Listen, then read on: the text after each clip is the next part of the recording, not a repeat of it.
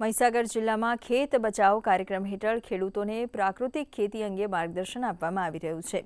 આગામી સમયમાં કૃષિ ક્ષેત્રે પારદર્શિતા અને સરળતા લાવવા માટે કૃષિ વિભાગની યોજનાઓનું અમલીકરણ ફાર્મર રજિસ્ટ્રી હેઠળ કરવામાં આવનાર છે, જેમાં સરકારી યોજનાઓ અને ટેકાના ભાવનો લાભ લેવા તેમજ ખાતર મેળવવા માટે ફાર્મર રજિસ્ટ્રી કરવું ફરજિયાત બન્યું છે।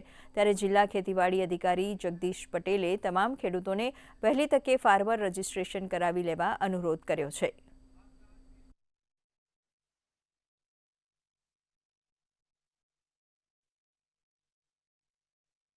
ભારત સરકાર દ્વારા ખેત બચાવ અભિયાન હેઠળ પણ ફાર્મર રજિસ્ટ્રી કરવામાં આવી રહી છે। સાથે સાથે રાસાયણિક ખાતરોનો ઓછો ઉપયોગ કઈ રીતે કરવો અને પ્રાકૃતિક ખેતી તરફ કઈ રીતે આગળ વધવું તે બાબતે ખેડૂતોને માર્ગદર્શિત કરવામાં આવી રહ્યા છે।